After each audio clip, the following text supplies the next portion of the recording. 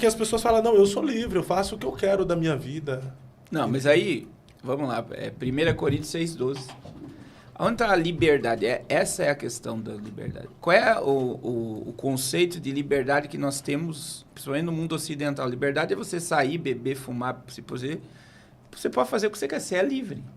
Você pode dormir na rua, você pode pegar teu carro aqui agora e ir lá pro Nordeste. Não pode, você é livre. Isso é um conceito de liberdade. Mas liberdade não é você fazer o que você quer. Liberdade é você ter o poder de escolha. Então tá na Bíblia, 1 Coríntios 6,12. Tudo me é lícito, mas nem tudo me convém. Aí Paulo termina, tudo me é lícito e eu não me deixo dominar. Então, por exemplo, por que eu não me deixo dominar? Porque eu sou livre. O poder de escolha não está no que eu faço. É eu que escolho. Então, veja bem, por que eu não bebo? Por que eu não fumo? Porque eu sou livre. Porque eu sei que se eu beber, eu vou voltar para droga. Você está entendendo? Então, eu tô tão livre que eu não sinto falta nenhuma e eu não preciso disso. Eu não deixo isso me dominar. Eu sou livre. Então, entra no princípio da criação de Deus. Deus criou o homem para dominar, não para ser dominado. Então, a liberdade que se propaga até no âmbito teológico é libertinagem, para liberar o homem ao pecado. E o pecado gera a morte e o distanciamento da cruz. Então, estando em Cristo agora, a gente não tem essa liberdade toda mais não, né? Não, a gente tem o poder de escolha. Temos o poder de escolha, mas a liberdade de fazer o que a gente quer, a gente não tem. Porque se a gente fazer... amor a Cristo. Aí entra... Veja bem, Fábio. É muito forte isso aí, né? Existia no tabernáculo 3 véus que o homem separava. Separava o homem de Deus. Existia o sacrifício, o altar do sacrifício, o átrio do lado de fora. Aí você passava o véu, tinha a mesa da propiciação e o candelabro. Que já era o lugar santo, né? O lugar santo. E aí tem o véu do Santíssimo. Então vamos lá. Jesus disse em João 14,6 o quê? Eu sou o quê? O caminho, a verdade e a vida. Então vamos lá. Primeiro véu que a gente entra, o caminho, a cruz, o sacrifício. Então quando você aceitou Jesus, você entrou no caminho. Quando você passa o primeiro véu, que é o lugar santíssimo, que tem luz e tem pão, você entra na verdade, você mergulha na verdade. Tá tudo às claras. Né? Começa a tua escuridão, ela é dissipada pela palavra. Só que existe o véu da vida, que é o íntimo, que é onde você entra no Santo dos Santos. Né? Jesus rasgou o véu pelo sacrifício e hoje nós temos acesso à verdade e à vida. Só que tem muita gente que só está no sacrifício. Ainda não mergulhou na verdade e muito menos no Santíssimo. Só está no átrio. No átrio. E aí eu pergunto, a gente tem duas naturezas dentro de nós. Nós temos a natureza espiritual e a natureza carnal. Então, veja bem, a natureza carnal que é a terra. A natureza espiritual que é o céu. Que é o Santíssimo, que é a vida. Até porque a natureza carnal foi criado pelo pó da terra, né? A gente veio do pó da terra, deseja a terra. Mas a natureza espiritual veio através do sopro que veio de Deus. Então, desejo sagrado, deseja Deus. Tá. Forte. Mas aí entra o quê? Vamos lá. Quantas horas de culto um crente participa por semana? Ai, agora pega. Vamos lá. Quantas horas de culto? Vamos lá, de culto. 2 horas. Cara, pesquisa, isso aqui é pesquisa científica, tá? Em 1930, o poder de concentração de uma criança e de um adolescente, de uma pessoa, era de 50 minutos. Por quê? 50 minutos. Porque isso levava a pessoa a debater um assunto e concentrar e ter toda a atenção para aquele assunto. 50 minutos. Todas as salas de aula hoje, quanto tempo é cada aula nas escolas? 50 minutos, que era o tempo de concentração, de 45 a 50 minutos por aula, para você conseguir se concentrar no assunto. Você sabe quanto tempo uma pessoa consegue se concentrar num assunto hoje? Rapaz, nessa geração imediatista, eu não tenho noção de quanto tempo, mas eu acho que é o mínimo possível, né? 7 minutos. Quanto tempo do culto você está no culto? 7 minutos. A gente prega, daqui o dia a gente prega, tá todo mundo olhando para você.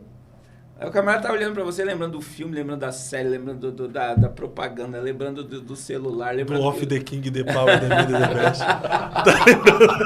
Não tá lembrando? Tá lembrando. Eu acho que o pessoal tá torcendo. Tá vendo tu pregar ali, vai falar Off the King. Eu não decorei esse mistério. Aí, o que acontece hoje? O tempo da pessoa... Agora vamos ser sérios, a gente tá com mais de 1.000 pessoas na live. Quanto tempo você orou? De domingo até hoje. Não vou dizer nem orou. De você dobrar o joelho e falar com Deus. Agora vamos lá. Quantas vezes você pegou na Bíblia para ler? Hoje é... Que dia é hoje? Terça? Terça. 3 dias. Só estou dizendo 3 dias. Você pegou a Bíblia? Não. Eu vou meditar na palavra. Eu vou me alimentar dessa palavra. Agora, desses 3 dias, vamos colocar aí, vamos aumentar para 15. Nos 15 dias que se passar, quantas vezes você jejuou? Jejum. Vou ficar sem comer para sacrificar não a carne. É dieta, não é regime, é jejum. Se você for calcular, eu vou ser básico aí, 95% das pessoas que estão nos ouvindo hoje, em 15 dias, se tiveram 1 hora de qualidade com Deus, é muito. Dá para diminuir? Eu tô dizendo... De qualidade com Deus. Qualidade, de qualidade, de intimidade. Mais um eu tô lá da vida, lá de você estar lá no Santo dos Santos se deleitando na presença de Deus. Porque quando você está na presença de Deus, que você entra lá na vida, que você mergulha, nada da terra te atrai mais. O problema é que nós estamos vivendo uma geração que tem muito entretenimento, pastor. Muita então, coisa. entra o quê? Agora eu pergunto para você, qual é a natureza que mais está alimentada? Carnal. Os crentes estão carnais. Nós vivemos uma geração de crentes carnais, pastor. Podemos chegar a essa conclusão? Nós já, com certeza. Por que a pregação de autoajuda tem mais efeito do que uma pregação bíblica? Porque as pessoas querem alimentar a carne. Essa é a grande verdade. As pessoas querem alimentar a carne. Elas estão querendo entretenimento e não estão querendo a presença. Então, assim, esses dias eu tenho mergulhado aí na questão de Salomão, porque a história de Salomão ela é tremenda, né? Sim. Salomão teve 1000 mulheres, né? Entre as concubinas e as mulheres. Você vê que Salomão recebia visita do mundo todo. Só uma pergunta. Salomão cometeu adultério, cometeu não, pastor? O senhor está estudando bastante sobre Salomão, o senhor pode me perguntar, porque é uma questão. Ele tinha um harém de mulheres. 700 mulheres e 300 concubinas. Que todos queriam ter o acesso ao rei através da família, né? Sim. Então, Abraão, quando deitou-se com Agar, ele cometeu adultério? É porque ali a Sara deliberou, né? Falou, vai lá, deita com minha serva. Não. Quem era a esposa de Abraão? Era Sara. Não, a ideia da questão, a perversidade de Salomão se manifestou, né? Existia princípios ali que liberavam, né? Davi teve várias mulheres também. A questão é, o que fez de Salomão se perverter? Foi as mulheres. Ele acendeu incenso aos deuses, levantou altares aos deuses, às suas mulheres. Mas o que eu quero chegar? Mesmo que possa ter cometido adultério, se deitado com mulheres que não era dele... Salomão, vamos dizer assim, desfrutou tudo que uma pessoa pode ter de poder, de glória, de grandeza. Salomão teve, sim ou não? Sim, sim. Tanto no âmbito espiritual como no âmbito terreno, né? Salomão, ele inaugurou o Templo de Salomão. O templo, né? Que a gente carrega o nome dele até hoje, o Templo de Salomão. A gente está na espera do 3º templo de Salomão. Mas o último livro de Salomão foi Eclesiastes. E como é que Salomão descreveu tudo o que ele viveu? Debaixo do céu, tudo é o quê? Vaidade. Tudo é passageiro, tudo é momentâneo, tudo é... Mas na velhice, né? Que não tinha nem força nem para dar a conta de uma, né? Que dirá de 1000. Aí é tudo...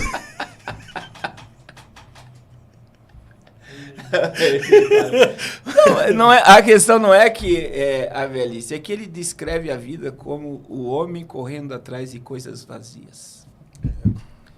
É tudo vazio. Tudo é vaidade. Então, assim, a gente que quando você entra, né, você passa pela cruz, mergulha na verdade e entra na vida, no Santíssimo, as coisas da terra, elas perdem... É como se não há nada que te preencha mais. Se torna vaidade, né? E aí entra na tua resposta do crente ser escravo. Não é que o crente é escravo. É que ele não se vê mais sem essa presença. E ele se entrega como escravo de Cristo igual Paulo, né? Que entra na questão do... A gente é escravo da orelha furada. A gente tem opção de voltar. Mas a gente não consegue mais. Que a gente já... Quem prova do Santo dos Santos não sabe viver em outro lugar. Não é isso, adorador? Exatamente. Tá no Santo do Santo não tem como sair para lugar nenhum. Tem que estar lá. Então, hoje, a gente vê que as pessoas querem a terra mais do que o céu. Porque a natureza carnal está mais alimentada do que a espiritual. O podcast que tem impactado o mundo gospel, agora mais perto de você. Fábio Santos e pastor Carlos Cardoso estarão em São Paulo para o Eu Acredito. Imersão no Apocalipse, com a participação especial do reverendo Napoleão Falcão. Desde a queda do homem, o mundo mergulhou no caos do pecado. Guerras, crises, controle global e o medo do desconhecido dominam nossa geração. Mas será que tudo isso foi profetizado? O Apocalipse não apenas revela o fim dos tempos, mas aponta para a redenção final da humanidade. Você está pronto para enxergar a verdade por trás dos acontecimentos atuais? Estamos nos aproximando do fim do mundo? Porque bilionários e milionários estão construindo bunkers apocalípticos? A nova ordem mundial é real? Qual o verdadeiro propósito das sociedades secretas? Quem controla a mídia, o dinheiro e os governos do mundo? Vivemos dentro da Matrix? O que o Apocalipse revela sobre o fim do papel moeda? Já estamos sobre um regime totalitário? O aquecimento global é real ou uma narrativa? Um apagão digital pode acontecer? Estamos à beira de um reset financeiro? O Apocalipse anuncia juízo, mas também esperança e redenção. Você está preparado? Descubra as respostas para estas questões e aprofunda-se na verdade profética. Data: dia 7 de junho, às 17h30. Local: no Iponde. O negócio é com Deus, na Vila Maria, Rua Sobral Júnior, número 671, em São Paulo. Não fique de fora dessa imersão.